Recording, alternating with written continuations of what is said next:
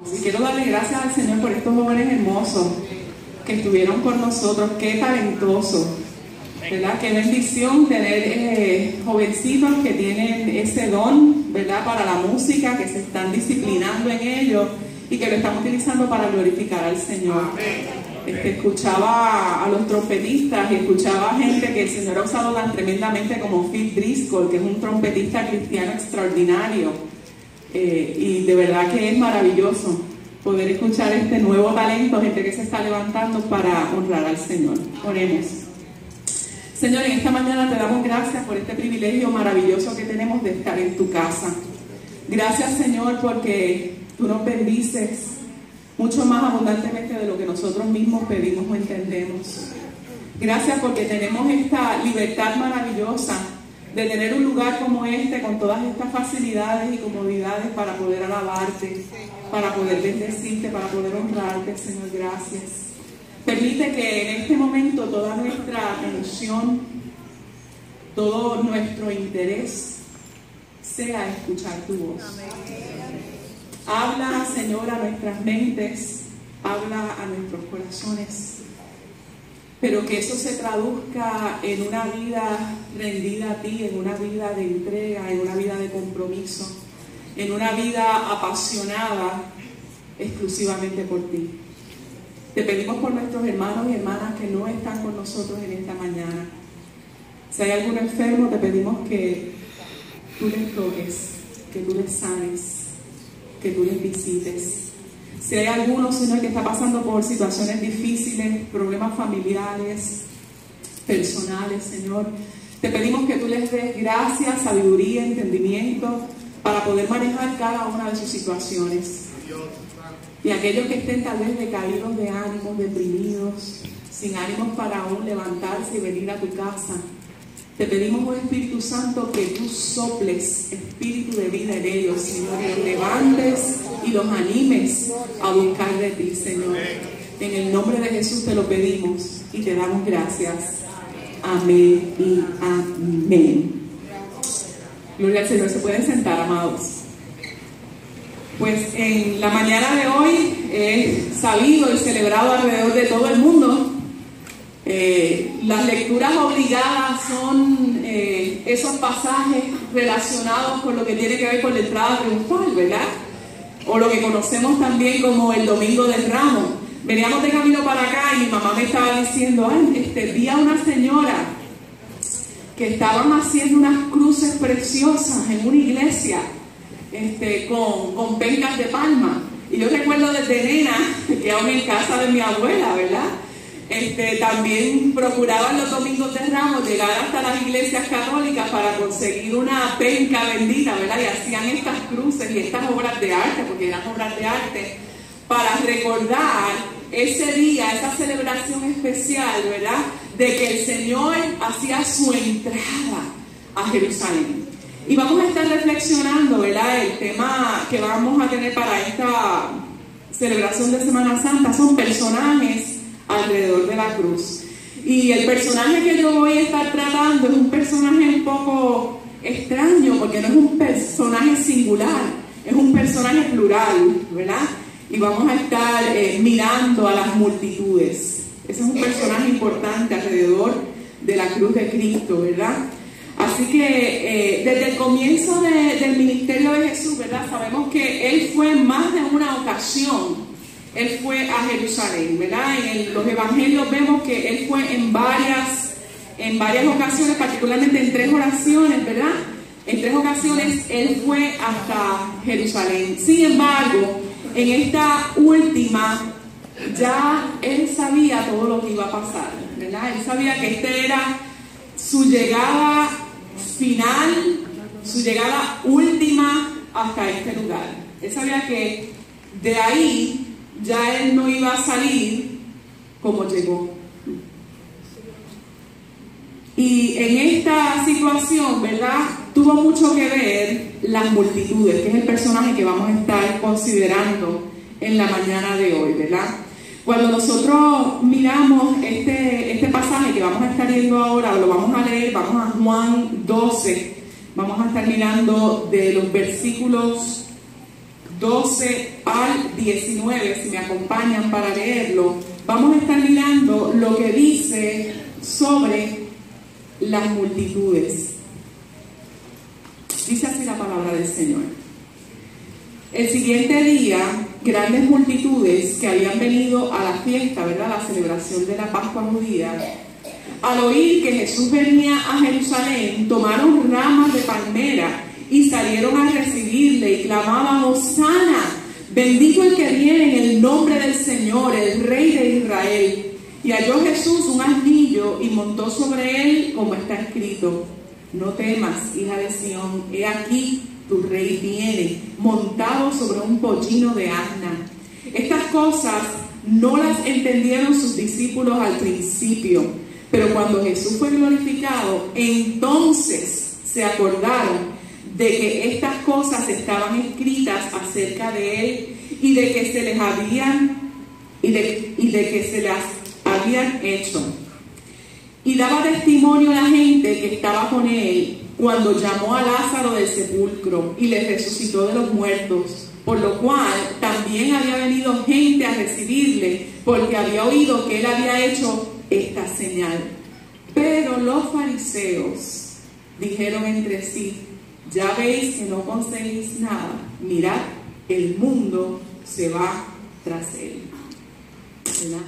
Cuando nosotros miramos este pasaje, tal vez no hay un nombre que le podamos poner, pero vemos a las multitudes ahí que vienen y lo siguen, que sabían quién él era, ¿verdad? Y lo cierto es que el Señor Jesús amaba a las multitudes. El Señor Jesús ama las multitudes. Cuando nosotros miramos los evangelios, ¿verdad?, vemos en diferentes instancias que dice, por ejemplo, que cuando Jesús veía a las multitudes, él sentía por las multitudes que tenía compasión de ellas, porque las veía como ovejas que no tenían pastor. El Señor Jesús ama a las multitudes. A esas multitudes él las alimentó. Recuerda, todos los milagros que él hizo fue para esas multitudes, fue para alimentarlos a ellos cuando les seguían y tenían hambre, y les dijo a los discípulos: darle vosotros de comer. Y ellos se quedaron así como medio alelados. Dicen: ¿de dónde nosotros vamos a sacar para alimentar a tanta gente? Y el Señor les dice: ¿qué tienen en las manos? Y eso fue lo que el Señor levantó delante de la presencia del Padre, haciendo un milagro para alimentar a miles. A esas multitudes. Fue a esas mismas multitudes que el Señor Jesús sanó. De en medio de ellos, él tocó a un no vidente para que recuperara la vista. Él levantó a paralíticos para que pudieran seguir caminando tras él. En medio de esas multitudes fue que el Señor identificó gente que tenían fe e hizo grandes milagros en sus vidas. Fue a esas mismas multitudes que el Señor Jesús enseñó y les dijo: yo he venido para que tengan vida y tengan vida en abundancia. Yo soy el que bajó del cielo, yo soy el pan de vida. Fue a esas mismas multitudes, y fue de esas mismas multitudes que el Señor Jesús llamó a unos pocos, a 12, para que le siguieran y le conocieran y fueran sus amigos más íntimos. Jesús ama a las multitudes. Lo tremendo es que las multitudes no lo entendían. Lo seguían por curiosidad, le seguían porque veían que él hacía grandes cosas, lo seguían porque sabía que él podía hacer milagros, como esa multiplicación de panes y peces. Lo seguían porque sabían que él podía hacer milagros y podía sanar y podía levantar al inválido. Ellos veían esas cosas y lo seguían por eso, pero no lo entendían. No sabían bien quién era ese personaje tan enigmático, tan único, pero a la misma vez tan humano, tan cercano, tan tangible. Estaba ahí, pero no entendía quién era. Las multitudes no entendían quién era Jesús. Lo seguían por interés, lo seguían por necesidad, o tal vez por curiosidad. A veces nosotros somos iguales que esas multitudes. ¿Seguimos al Señor por interés? ¿O seguimos al Señor por necesidad? ¿O por curiosidad? ¿O por los panes y los peces? ¿O porque necesitamos un milagrito? Pero en realidad no entendemos ni conocemos al Dios de la vida. Dice la Escritura en Marcos 6, 11 al 13, dice que salió Jesús de allí, iba a su tierra y le seguían sus discípulos. Y llegado el día del reposo, comenzó a enseñar en las sinagogas. Y muchos oyéndole se admiraban y decían, ¿de dónde? Todavía no entendían, lo tienen ahí al frente. Y decían, ¿de dónde tiene estas cosas? ¿Y qué sabiduría es esta que le es dada? Y estos milagros que por sus manos son hechos. No es este. Esto es todo lo que ellos podían entender. No es este el hijo del carpintero, hijo de María, hermano de Jacobo, de José, de Judas y de Simón. No están también aquí con nosotros sus hermanas. Y se escandalizaban de él. Es decir, ellos tenían al Dios de la vida al frente, tenían a Jesús ahí, pero todo lo que podían ver de él era su humanidad, que era hijo de María, hijo de José el carpintero, que tenía más hermanos, pero todavía no habían logrado hacer la conexión que quien único podía hacer esas cosas no era otro sino Dios mismo, que el único que podía hacer esos milagros, que el único que podía enseñar con esa autoridad era Dios. Ningún hombre podía hacerlo, pero no lo veían, no lo entendían, no lo reconocieron, ¿verdad? Pero aún así el Señor Jesús no dijo, estos no me entienden, que se chaven. Qué bueno que el Señor no hace eso con nosotros, ¿verdad? Qué bueno que aún cuando nosotros le seguimos por interés o por curiosidad o sin entenderlo, Él no nos echa fuera.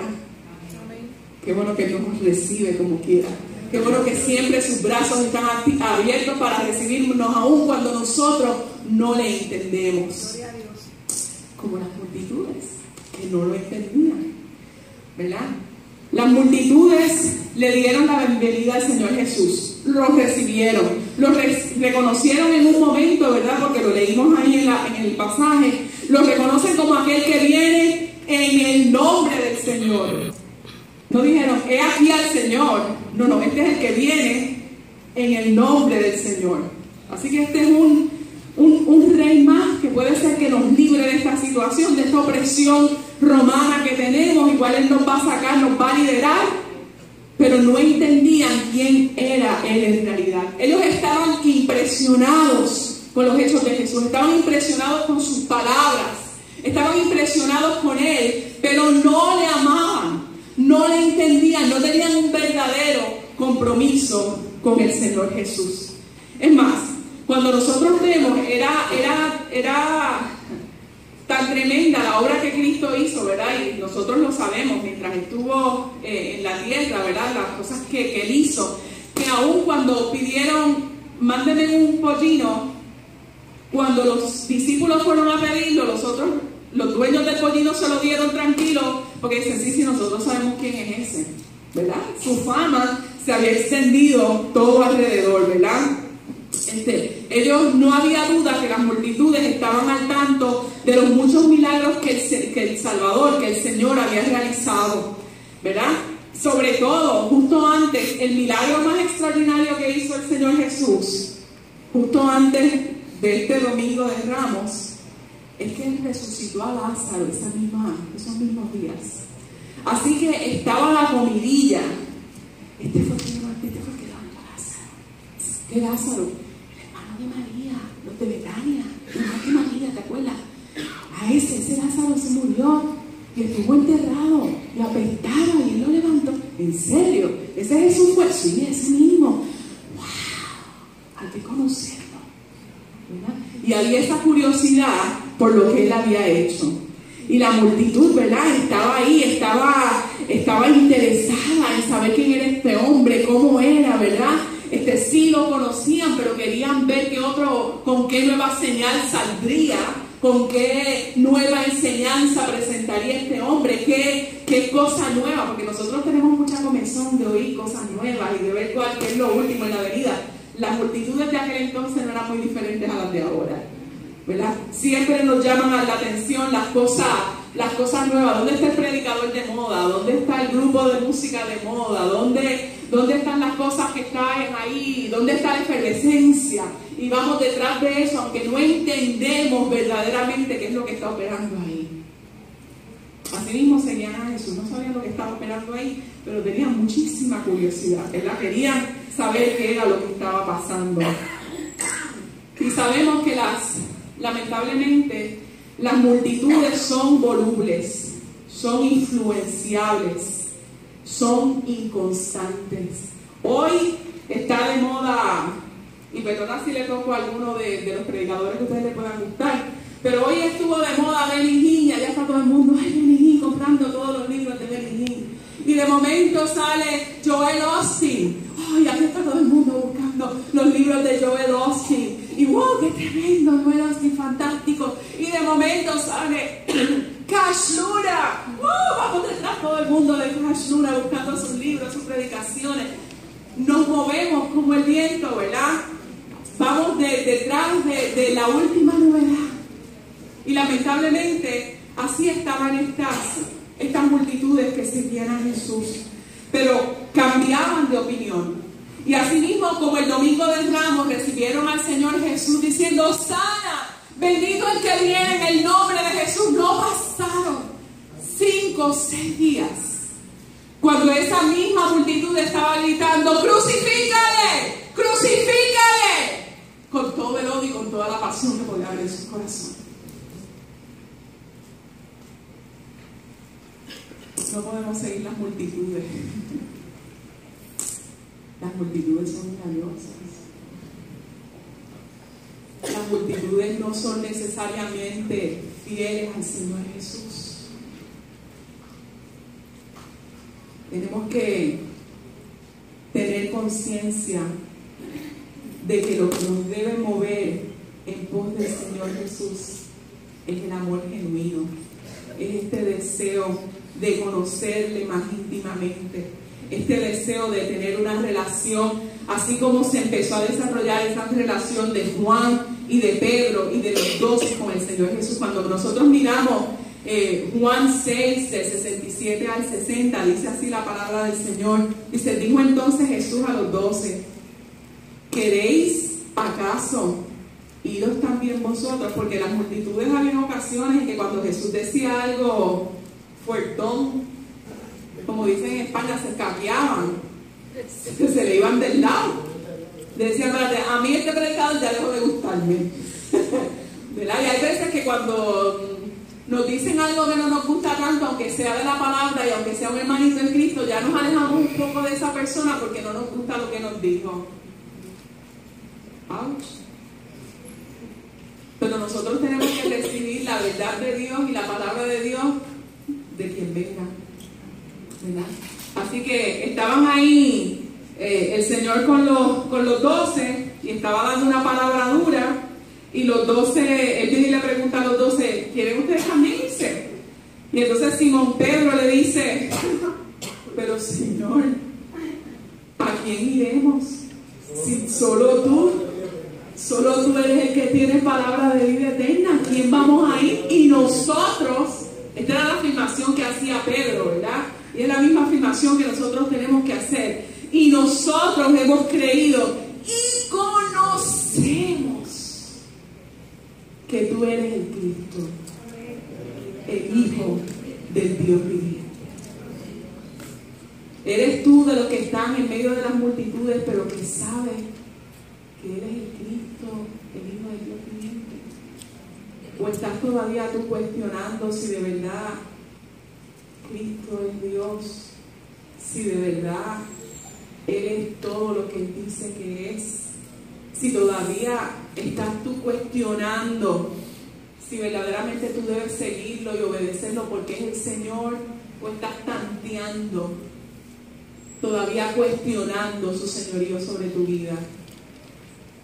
Pedro confesó en este momento y se dio cuenta que el único que tenía palabras de vida era Cristo, que no tenía donde más nadie ir. Nosotros tenemos que llegar al punto, como esas multitudes tenían la necesidad de reconocer que no hay más nada fuera de Cristo, que Él es todo suficiente, que Él es el único Dios verdadero, que en Él hay vida, que Él es la única opción que nosotros tenemos dada por el Dios eterno para bendición nuestra. No hay más nada fuera de Él, no hay quien salga. No hay ninguna práctica, no hay ninguna religión, no hay ningún predicador, no hay ninguna enseñanza, no hay nada fuera de Cristo en quien nosotros podamos ser salvos, en quien nosotros podamos recibir verdadera paz, verdadera vida, verdadero gozo. No hay nada fuera de Cristo donde podamos encontrar todas esas cosas. No seamos como esas multitudes volubles que cambian, que hoy lo siguen y mañana no, que déjame ver si me conviene lo que está diciendo, porque si no me conviene mejor no, si va a tono con lo que yo creo, porque si no va a tono con lo que yo creo mejor no. No podemos ser de esos que siguen al Señor Jesús de esa manera.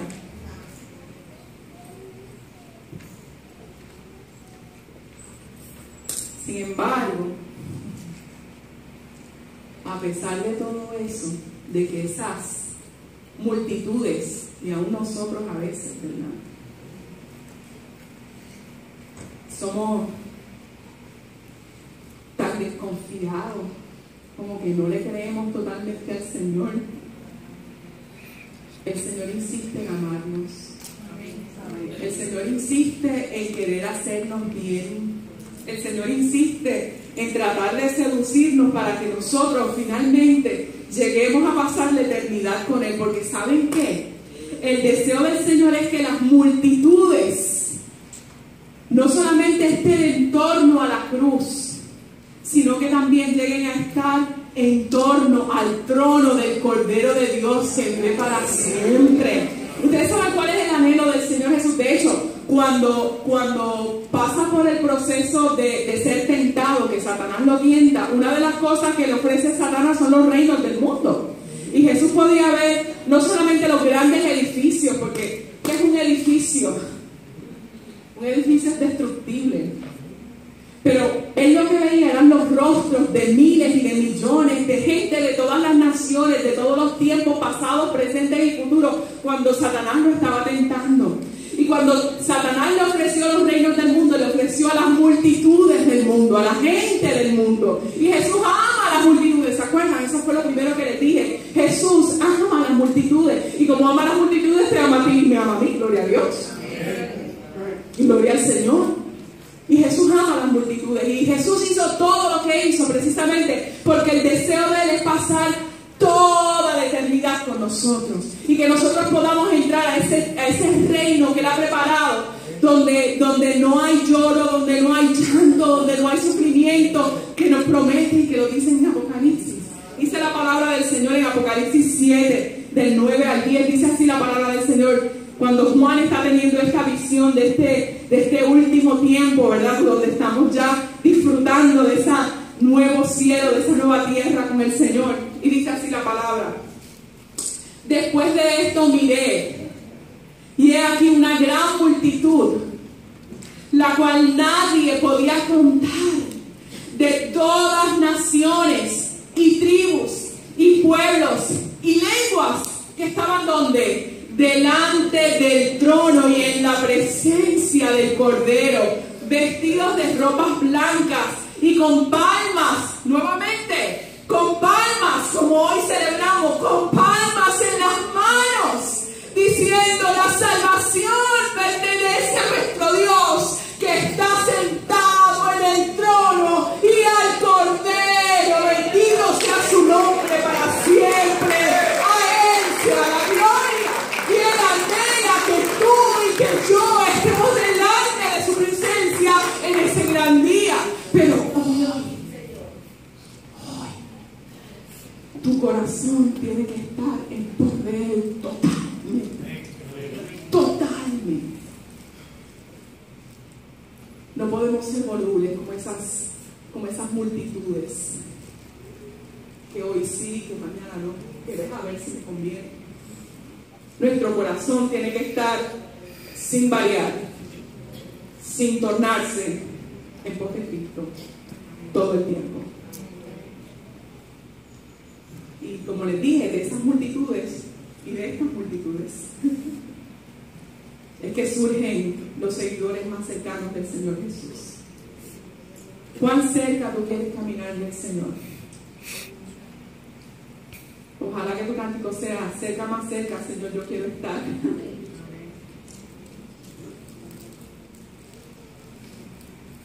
Que seamos verdaderos discípulos del Señor como esos 12. Y se mencionan esos 12, pero se sabe que había más discípulos y discípulas, ¿verdad?, que seguían al Señor Jesús, ¿verdad? Hombres y mujeres que dijeron: no, esto no es solamente un hombre, este es Dios que nos ha venido a visitar. Este es el enviado, este es Dios mismo que se ha hecho hombre para darnos salvación y vida eterna y en abundancia. ¿Serás tú? Amén. Gloria a Dios. ¿Serás tú uno de esos rostros que el Señor podrá mirar hacia la eternidad y sonreír, sabiendo que tú no te volteaste, que tú no le diste la espalda? ¿Serás tú uno de esos que el Señor podrá decir: he aquí mi hijo amado, mi hija amada, ven, entra en el gozo de tu Señor? ¿Serás tú uno de esos o serás uno más de la multitud que le da la vuelta y la espalda al Señor? El deseo del Señor Jesús es que nosotros perseveremos hasta el fin. Dice en Juan 17:12 la palabra que cuando el Señor Jesús, cuando está haciendo esta última oración por sus discípulos y por sus seguidores, Él le dice al Señor, Él le está orando al Padre y le dice: cuando estaba con ellos en el mundo, yo los guardaba en tu nombre. A los que me diste, yo los guardé. Y ninguno de ellos se perdió, sino el hijo de perdición, para que la Escritura se cumpliese. Hoy, amados hermanos, concluyendo, hoy, amados hermanos, es un buen día, Domingo de Ramos, para que con la misma alegría que aquellas multitudes recibieron al Señor, nosotros los recibamos, sí, con la misma alegría, pero no con la misma ignorancia. Que nosotros podamos recibirlo a Él por lo que es, como Rey y Salvador. Que nosotros no seamos de los que lo traicionemos al final y terminemos diciendo: crucifícale, crucifícale. Sino que hoy es un buen día para que nosotros podamos escuchar la voz del Señor llamándonos, porque Él desea ver tu rostro y mi rostro alrededor del trono del Cordero. Hoy es un buen día para que cuando Él levante sus ojos y mire, Él pueda ver esa gran multitud de puertorriqueños y puertorriqueñas, dominicanos y dominicanas, cubanos y cubanas, latinoamericanos, asiáticos, africanos, dando gloria y honra al que vive por los siglos de los siglos. ¡Aleluya! A Él sea la gloria. Cristo es el Cordero.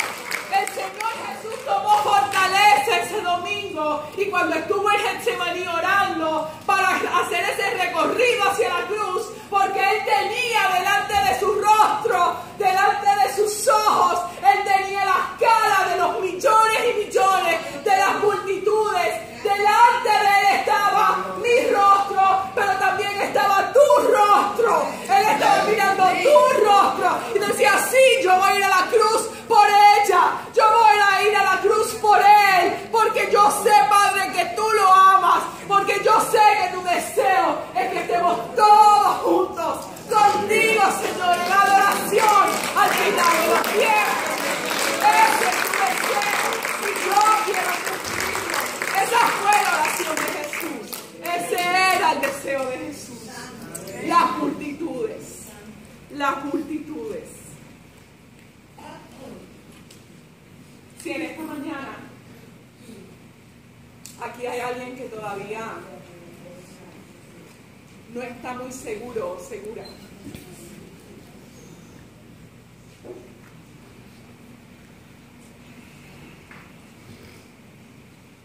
de él dónde está parado. Si todavía usted no está claro de en pos de quién está caminando, este es un buen momento para que usted aclare eso. Este es un buen momento para que usted le diga al Señor: Señor, yo quiero ir solo en pos de ti. Sácame de la multitud sin rostro y ponme un rostro y un nombre que te agrade y que te siga. Así que si hay alguien en esta mañana que quiera aprovechar en este momento para ubicarse donde se tiene que ubicar en relación al Señor, este es el momento. Permítame orar por usted en el nombre del Señor.